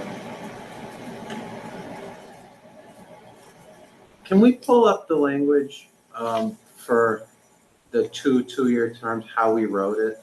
Just out of curiosity. All you did was Yeah. you struck 3 and replaced it with 2. You made no other Oh, thank changes to it. Okay. Thank you, Sage. Okay, I just want to see if it said may or shall. I'm not joking. There's a provision of saying, and It those. says may, actually. And those terms shall be Well, wait. served But in. then there's no But date. it's no May. It's November, May, right, yeah. basically. That's why I asked. That's why I asked. So that's the thing, right? And I think that was the thinking, and that's why, like, even last month, nobody thought, like, those two things, that the full term, being able to finish it, and the two-year terms were saying the same thing. Otherwise, we could have just said, well, they mean the same thing, so we lump them in together and we take a vote like that. And I think the question still is, does it say that right now? If you're asking the question, Then it's not clear clear. enough. I agree. So when we have opened, given notification I think the clarification that you're wanting can be added to the thing that we are going to vote It's germane, on it would be at the- germane to Wait the- 1 second, Derek, let me finish, if you don't mind, thank you. I'm It sorry. can be added to, So we will have the procedural opportunity to make the adjustment that we're here trying to clarify. And I would urge us to take that opportunity without any more discussion. Yeah, that with what we've been charged with can be accomplished efficiently and effectively with the procedures we've already set in motion. do we have to like, still like write that somewhere? Yeah. I think we need a subsection that clarifies this. But that, my understanding is that that can be added on the floor when we are engaging the board Yeah. ahead of a vote. Yes. We don't need to send an additional email to everybody with an additional 50 days, that what we're looking to achieve from a clarification perspective, which would solve the problem, can be done in the process and action that we have already set in motion. During the clock, yeah, exactly. I agree, because we said it was time sensitive, Yeah. and that's the best way to address it. Speaking of time sensitivity, folks, Well, there's our solution. I think maybe we can circle up amongst ourselves about who wants to do that, but someone should do that on the floor during full. It was worth having this discussion. No, this is helpful because we Yeah. have a solution. Yeah. I was gonna talk about attendance stuff. How do you want to do that? I'm happy to, Quickly, if we don't. I didn't expect this to be like a Yeah, short. quickly. So, am I the only one here who sits on executive committee? Yeah, right? Okay, yeah. We've been spending a lot of time with the hearings, the due process for members who, come up for potential removal, and then we have the hearing, and, and what happens oftentimes is, it's too ambiguous of a process, right? Somebody comes in, they say something, and then they're given an opportunity to, recommit. Another person says something else, and like maybe they're not able to recommit, and we don't reappoint them. My issue's never been with giving somebody another chance, right? You come in, you have your due process, you say, I've been going through something, you don't even have to say that much, it's just like, I've been going through something, that's why my attendance has been poor, and I'm now able to recommit myself to the board, right? And generally speaking, the executive committee has accepted that and allowed that person to stay on the board, or it hasn't put up to full board for removal. The problem is after that people get this opportunity, and then their attendance doesn't necessarily get much better, and then we wait for a long time to like revisit that issue. So it's not so much changing the process as adding another layer to it, which you tell me how you guys feel about it. We don't have to vote on it tonight. But should you come for a hearing, your attendance met the threshold, you state your case, executive committee, or if it turns into board oversight, decides to, vote to not remove you or whatever, that then you're on a probationary period. Technically, the way attendance is written, if you came for that hearing and you had met the threshold and you missed the meeting again, you've already met it doesn't reset you when you come for the hearing. Your attendance is still that attendance record that you had. I just had the idea that if it was like full board meetings that caused you to come, you should be required, and we could, if we entertain it, decide what those parameters are, but then you're required to come to the next 3 full board meetings, at least minimum, and if you don't, really regardless of the reason, you should be automatically removed from the board, and similar circumstances for being, if your attendance was an issue due to committees. I just think that we've been talking about attendance, I've been on here a long time. This has been an ongoing thing. There's never been a clean cut solution to it. And I understand that because we've all been put in an awkward position as board members, and that we don't appoint people to this board, but then we are asked to remove basically our colleagues.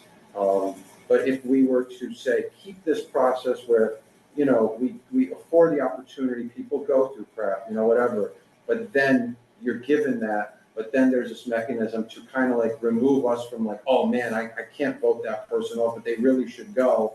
It kind of takes us out of our hands. That's just an idea I've had. So a probationary period, should you, yeah, of course. They just recommend, I think it's good to have, some clear expectation of what that, probationary period, what the expectations are for that probationary period. But I will say that if someone has had a period of hardship or kind of life circumstances that cause, them to be in that position in the first place, it's not unlikely that resolves immediately, and to not continue to allow them the flexibility to get back on track. It's not often not a cut and dry kind of thing, but that expectation for communication. If that attendance at the next 3, the probationary, you're suggesting the probationary period lasts a quarter. I mean, I threw that out there. I said that I was told. And I'm just suggesting that there be some flexibility, because it's often, if you're in a situation, whatever it is. I hear you, but Playing devil's advocate. no, I thought about that. Usually you need a little bit of flexibility in order to get back to it. I thought about that, and I'm not saying I disagree. I think that some recent instances of what the committee faced was that, if somebody said that their attendance was already full, right? They already met the threshold, they were bought in. The question now was like, even if that hardship is still happening, maybe you need to step down from the board then. Like, it's not to put you down or say that we're saying what you're going through is not valid or whatever it is. It's just saying that the board has to go and not just consider that, but just consider like, are you able to do the work right now? The executive committee literally said to members, and I can't divulge, I think certainly I have to be very careful here, but like you could be a public member, or there's nothing stopping you from reapplying, So it's like if your hardship though is extending so much so that you met that threshold, came to a hearing, and you're like, but I still need this, it's like totally understandable, but then at what point do you say, well then maybe this isn't the right time for you to be on a community board? The idea of these hearings was, can you recommit, like now, not like, can you recommit, 4 months from now, and then all of a sudden, what's supposed to be like a 4-meeting threshold for removal is now an 8-meeting threshold for removal. So I hear you. I think I should have been removed, and I think Oh. I was in a position. I should have been too? There was a period where I should have left. I should have been removed, I should have resigned, but I didn't, and I think, I was in the same boat. That you give a little bit of a benefit of the doubt, it's a conversation to have. I think, but it's not automatic. I'm open to what you're saying. I just thought, like, at some point, right, that there is a mechanism, I don't know what it is, but where it stops the ambiguity, it stops making people on the board, whoever it is that's gonna make those decisions. Ultimately, it's gonna be all of us, it goes to full board. Like, it's an uncomfortable position for us to be in. I've always said that, and unfortunately, for whatever reasons, they can't revise the city charter, whatever, to say like, you appointed them, you remove them, and give yourself a threshold in which you have to remove people you appointed. And unfortunately, we're tasked with that, and it sucks. So how do we remove it from like, well, I'm sorry, like, it's not us, it's just, we did something similar with liquor licenses, where we've given administrative approval on a lot of licenses to avoid the redundancy of having to hear the same application. If nothing's changed, they've had no issues, we don't even vote on it. It just gets a district manager, chair, stamp it off, and it goes. And I implemented that with Angel as I was leaving, saying when we hand it to the next person, how do we make this easier? And I'm only using that as an example because there are ways to streamline this stuff. And I agree, that's why I've been wrestling with the idea, because I don't know what that would look like. But I didn't expect us to vote on it.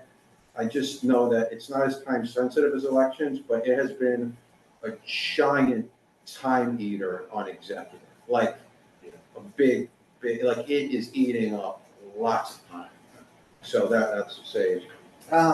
Yeah, I'm happy to, I think it'd be great if executive was not worried about that. I'm happy to I think with the board oversight thing. Yeah, no, maybe. No, it's okay. No. I love your pet project.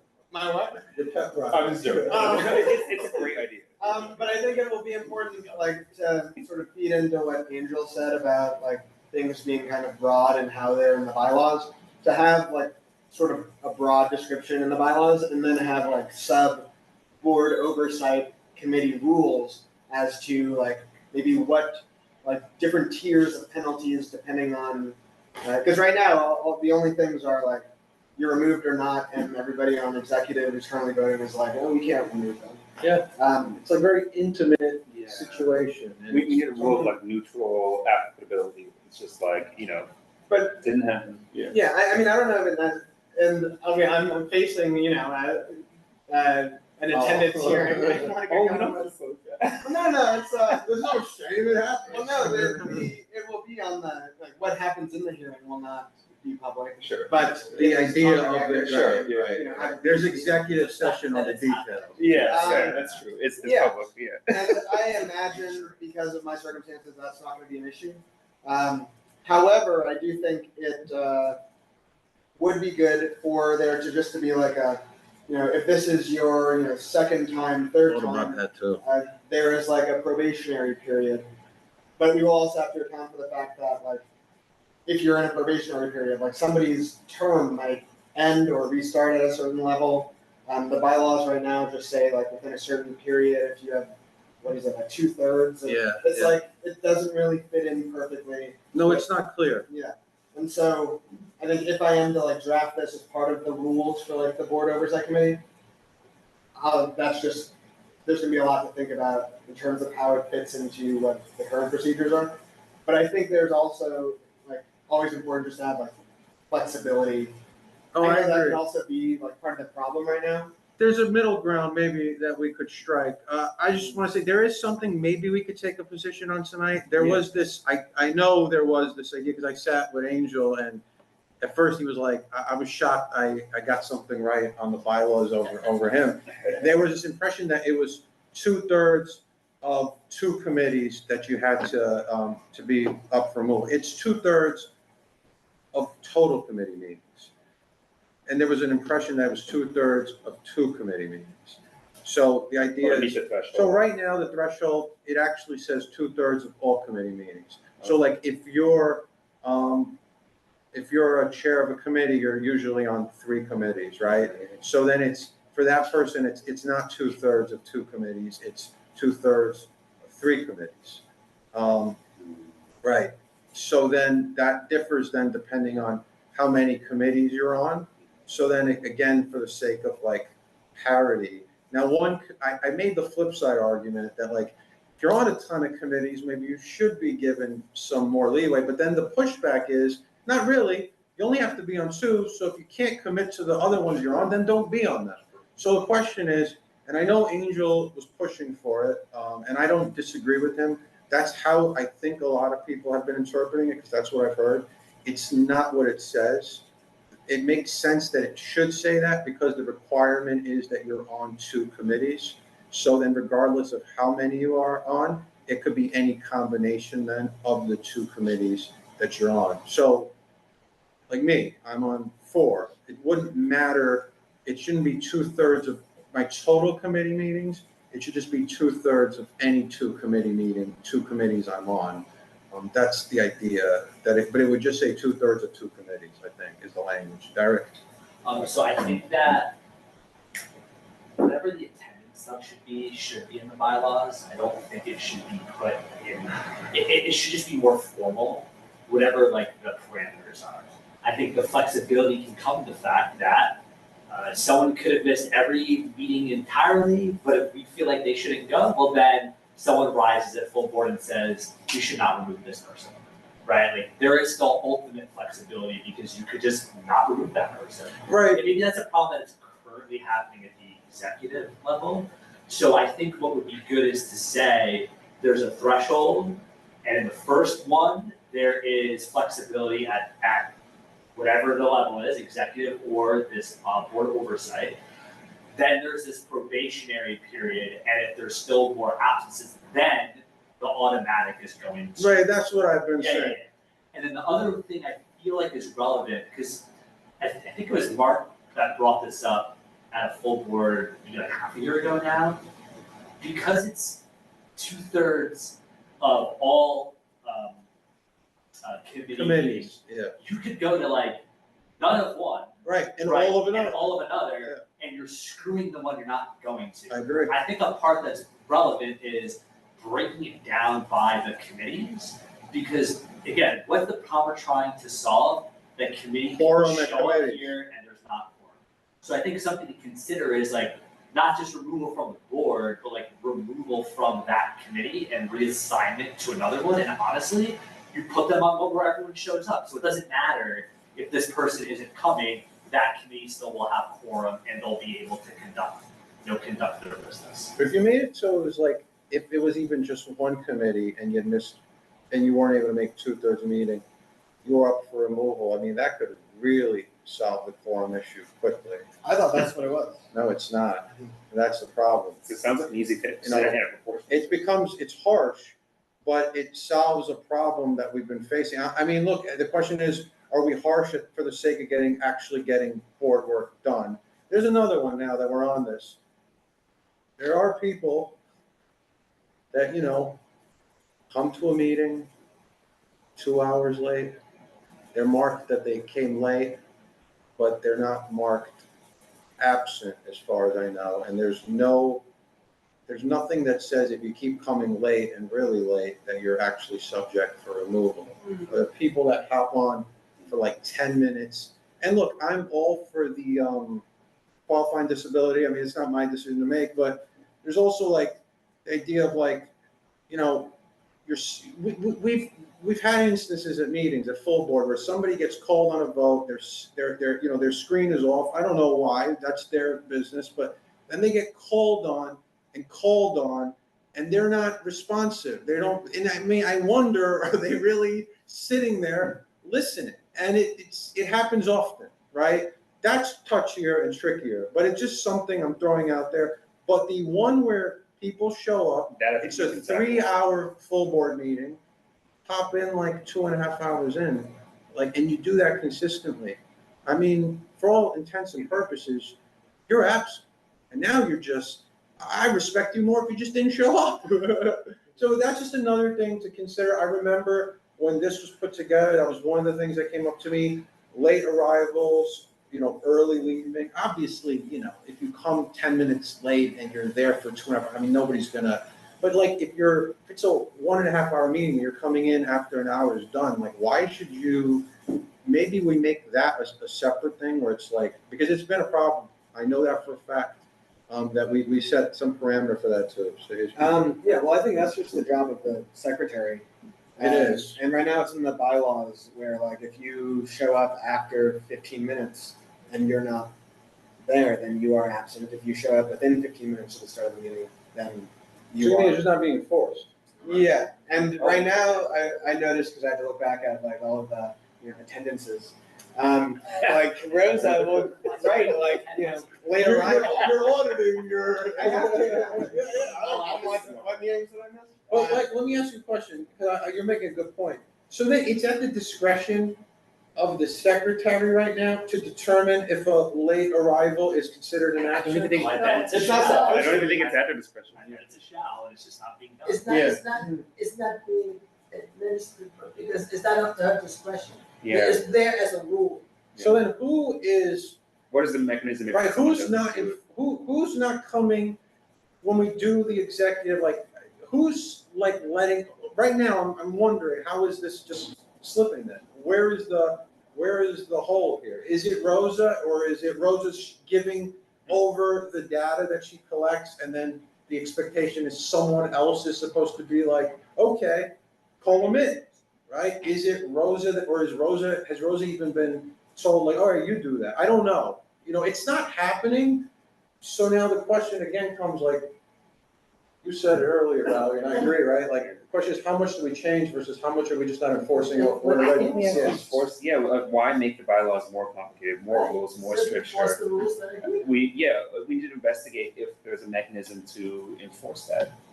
And if we make it clear to a secretary and they're not doing it, then you're not supposed to remove them as secretary or hold a special election. I mean, it's like literally the only job like they're supposed to be doing.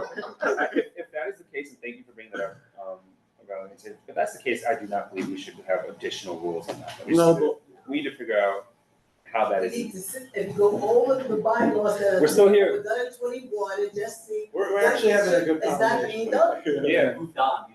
We're not there anymore. Well, I think, for the purposes of, like, this is why it might create like conflicts of interest to have like the executive committee be like the arbiter of its own actions. Because it's hard for the executive committee to be like if you were the secretary and we'd all have to be here and be like, we want to remove it, like motion. I think it's important for there to be like a board oversight committee. That's like important. That somebody will be like, hey, maybe the secretary has not been following the rules. What is in the bylaws? And then the board oversight committee will be like, oh yeah, why are all these people on the attendance just marked like LA? Like why Why are they marked absent? or present, but they showed up who knows when. Because they're marked LA on the attendance form, which I don't think that is a thing that's in the bylaws. It's just something we've been doing Custom we've adopted. recently. I mean, if the board has an opportunity to opine, like, when it's up for a vote, doesn't that, I mean, social pressure is a real thing, but doesn't that kind of address that issue in some ways, right? Like, we have. On what? The removal? Yeah, the removal, right? Like, doesn't that kind of address that in the sense that this is an opportunity for folks to say, hey, like attendance, it is but one metric, and this person has contributed in so many other meaningful ways that, like, whatever, and so forth. Yeah. Sure. Right? Rather than adding another layer of process and administrative, but I'm just wondering, how that plays together. I do think there's like an inertia aspect that is like, if any body that's not the full board presents something that's like, this is what we're doing, then yeah, most people will just, I mean, everything is different, but I think it's more likely to have an outcome that is like, yeah, we will approve them, motion of the committee or. I have a question for you, Dan. Oh. Is it true that most of the people that have been brought in have just resigned? No. Well, we haven't voted to remove anyone, Uh, except that one. That was There was one person. That was a whole finger. But my understanding is many of the new people that were brought in. Well, yeah, recently, but we're okay, yeah, I'm just thinking very, near term. We had one, and now we have two, and that's, I can say that, right, Angel? I don't want to disclose things. For a reason, leave me alone. Well, okay, I don't think I'm divulging anything that I'm not allowed to. We had two members have a hearing this last month, and they didn't resign, and the committee did not recommend that they be removed. So I'm just thinking of like the last three, but we did have instances too where people, and then we had instances of people just resigning where there wasn't even a hearing. I'll go back to, do we feel comfortable taking any kind of position tonight? No? On the Thanks for taking it back. on the 2/3 thing, no? I like the idea. Would an action be to recommend that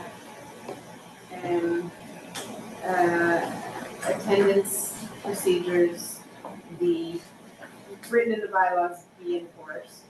I mean, coming from the bylaws committee, that we would bring that as a sort of a statement or an action or a motion to recommend enforcement. Yeah, I hear you, and I agree, but now I'm starting to think, and this will be the last thing I say tonight, like, I know the secretary can do this, but somehow we've gotten to LA and like late, and that's why I'm kind of like, let's just maybe even take that from the secretary and be like, there's a threshold where you're late and you're absent, and they can't write that. They have to write absent. Like, I don't know, can we just look at our secretary right now and say, hey, absent? Like, that's. That would require informing all board members that that is going to be the way the policy is going to be. And that's why I suggested it being a bylaw, I think. Well, that's what the bylaw currently is. What does it say We're right now? expected to know the bylaws of All right, so what does it say exactly? I think it says like 15 minutes. 15 minutes? If you arrive at 15 minutes after the meeting is called, you are absent. And then in our Google Doc, I think we were gonna add the term like substantially present or something.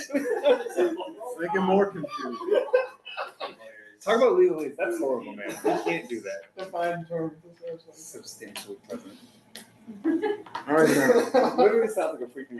if it's in there, Oh, I just don't remember reading it, but yeah. I enjoyed that.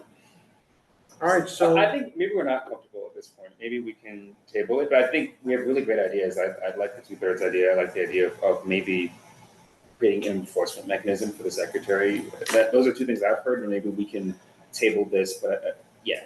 Anyone? And then the probationary thing. Or probationary Yeah, period. I just think we need to focus on everything we can to make this quorum issue, as non-existent as possible. I'm not sure that what's written is enough lateness to constitute an absence, which is where you get into substantial presence or however you. Yeah, like more than half. Maybe. Can you read it? Yeah, so I think we would need to evaluate whether what's written would actually, if you meet that threshold, actually we agree that would constitute an absence. Or if there is another level of lateness that would, or if we need to adjust that, what constitutes late and what constitutes late absent, Maybe that's Yeah, like if somebody came at Or the- 6:46 or the tonight. purpose of 16 minutes. Oh no. For the purpose of, no, like 30 minutes, Yeah, right? yeah. After the, for the. The only problem- consideration Of removal procedure. The only problem Right? with It would be that, late/absent on the record, so that if you come up and you have 4 late, excessive latenesses, right, late/absent, then that is going to show up as opposed, in the same way that absent and excused are different. An excused absence is still an absence, but it's an excused absence, so we understand that differently. was It's a 15 minutes? gradation that's more It's nuanced not, than well, just. that's what I said, it's not. I never read that. So. What does it say? So the section about attendance speaks to what is excused absence. Or to properly notify for it to be an excused An absence. excuse, which is still an absence. Which is still, for the avoidance of doubt, it is still an absence. And then an absence defined. So an absence defined for the sole purpose of establishing a record of members' attendance for evaluation of such attendance. A member shall be considered to have been in attendance at a meeting if he or she shall have been in attendance during substantially all of the meeting. Substantially all of the meeting shall be defined as arriving within 1/2 hour of the beginning of such meeting and remaining until the final vote is taken. Okay. That's I right. bet Alex wrote that. So it's fine as it is, I think, it just needs to be enforced. But this is part of it, right? Like, there is nothing, that's not saying it's a late, right? There is no late defined. It is you're present or you're absent. To not be absent, you have to be there within 1/2 hour of the beginning and remain until the final vote is taken. So if you were to leave early, Then you you're should be marked absent according to this. You can't come late. If you were not there, but again, But what if you weren't 30 minutes late? You came when the meeting started and well, you it's left. and, right? So like you have to do both. Well, if you came after 30 minutes, it doesn't matter how long you stayed. Gotcha. You are absent. You have to satisfy both parts. Right. But also until the final vote is taken. The last thing done at the meeting is There's not a necessarily final is not a vote. So like people getting up and leaving in the middle of the final roll call is allowed according to this. Well, it could be much earlier than that. There could be like no action items that you just bounce like on, yeah. All right, I think we need to clarify the language on that then. It's not. I'm glad we've highlighted that. 'Cause Well, do we want to enforce what that is, or do we not like that? I don't, And also, I think it should Love probably be clear of 1/2 hour of the beginning of such meeting should probably state like the meeting's called to order unless we feel like that delays. What? When's the last time a full board meeting started on time? no, Yeah, So it's that vague. would be another thing, like should it say when the meeting is scheduled? I agree. Instead of. It's not, I think it's that worth, would be called to order. it's worth considering that it's not clear. So I believe in the enforcing it, but I don't think it's clear enough, and I think we should think about Yeah, you can't that. enforce it the way it's written now. No, it's So kind of in difficult. order to enforce it, you have to. Make it a lot more, I think we're close though. Something about when the meeting actually starts and then a reasonable time. I just think this was good tonight because now we have like specific attendance things that we have to address. The Angel's right, but there is that shall in there and stuff. I think that that's gonna have to, maybe it happens on the floor, where just a little bit of the wording is just, Yeah, just to piggyback off that, we need a shall be defined clause attached to that, that proposed, let's see, I'm tired now. The proposed amendment that we voted on. or the last may too, right? Yeah, the May. no may, we need something underneath the no member may that says, no member may, you know, shall be defined as, you know what I'm saying? Like that they have, yeah, that, well, and then you vote how you wanna vote, but I think people are going to, assume. there are people who would support the concept of going from 3 to 2, but who would not go for this. It's germane, but it really isn't, to say that you're defining shall to mean if you can't serve the 2 years, then you can't even run. I think you could justify calling it germane and try to amend it on the floor, but the truth is that there are people who go, I don't want to stop someone from being able to. You can roll the dice, you can roll the dice and You're roll rolling it back. here. I think it's Roll the germane. dice and roll I think it's a it good But people, argument. but what should happen is people should vote, people need to vote on the amendment first. Yes. So in theory, like you go, we want to amend, I rise to amend the thing, are we doing the amendment or not? You'll still get a bite at the apple of like, okay, people voted down the amendment, but you could say, all right, the thing we originally said about going from 3 to 2, that could still be voted on, that could be approved. Like, it's not just like there's one vote. The amendment has to get voted on, and then if it is amended or if it's not amended, then you have to vote on the actual thing. Do you do, so. It's 2 years. Shall is a requirement. The more I'm reading, it's not optional, like you shall, but you could do 1. It's you shall do 2 years. You have to do 2 years. Now, you could resign technically, and I know that means, well, then I guess you don't have to do it. But I believe it's more likely than not, it means that when you run, you have to have been able to run for 2 years. Now, things can happen, and you could die, you could get sick, you could move, but at least when you were running, it was for 2 years. And that's then where I still think that it's a little tricky, that the wording, in my opinion, says if you can't run, if at the beginning, if you can't run for 2 years, you can't run. I think that's what it's saying, that the requirement is that you would be able to serve 2 years. That's my interpretation based on the language. So in putting this forward, the board vote, in the clear amendment from 3 2-year terms. So 2. To 2-year terms, to full 2-year terms, that goes for a vote.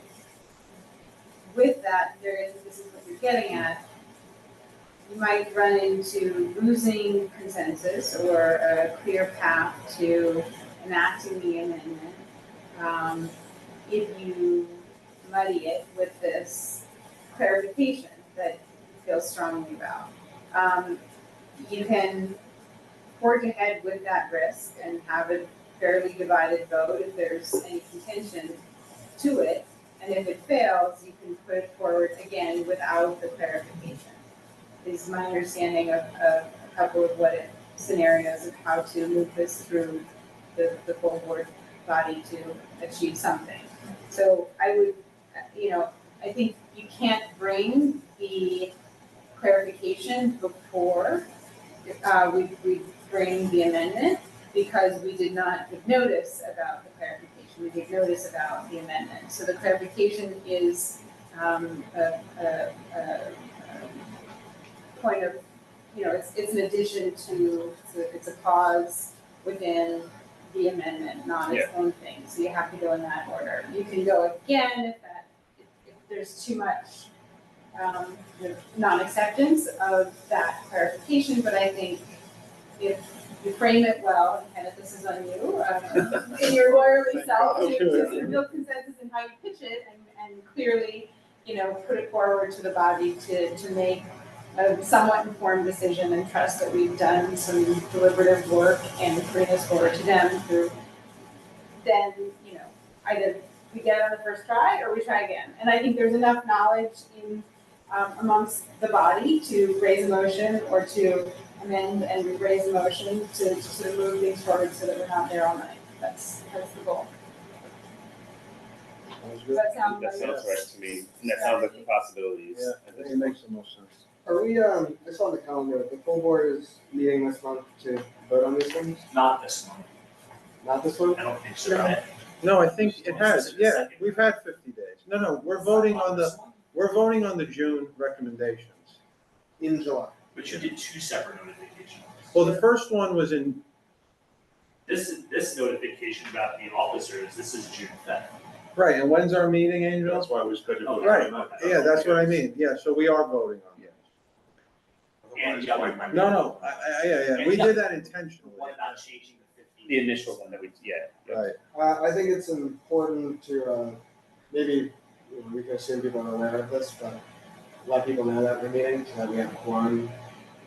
oh, a full board reminder though. well, yeah, and that this will be on there, so, yeah. Yeah, so it's really important that we all show up. Candace, if you want any sounding board or anything like that to prepare and how you're going to kind of pitch this, happy to. I would love that, yeah, definitely let's meet or discuss offline, I actually would really love that. From everyone too, just to make sure it's clear and they understand why we're considering this and that we, what you're What we talked about. Exactly. How we got there and why this additional piece is necessary, given our charge and issues brought to the formation of the committee. Right, because even us talking about it now is quite confusing until we hammer the points down, so I want to make sure that we can, do it once we've done. That'd be great. Okay, there's nothing further for me. All right, I think that's it, we're adjourned. Any old, no old business, no new business. So we have to do roll call. Yeah. Do we have to call the roll? I don't think that we have to, but Angel, you just call the roll.